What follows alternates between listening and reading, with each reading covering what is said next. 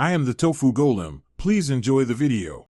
You start by verifying the mic and app so you don't waste time later. Plug in or enable your microphone and make sure system input is selected. Open Google Docs in Chrome or the Google Docs mobile app because voice typing lives there. On iPhone, install Gboard and enable dictation. Sign into your Google account, then create or open a document. Once done, position the cursor where you want text to appear and prepare to enable voice typing controls.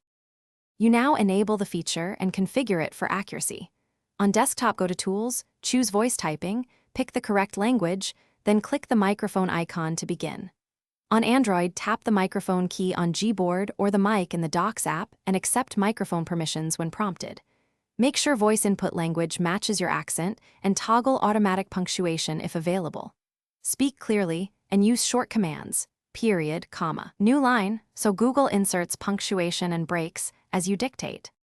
You finish by stopping recording and cleaning up the transcript. Click or tap the mic to stop, then read through the text and correct misheard words with the keyboard. Make formatting edits as needed.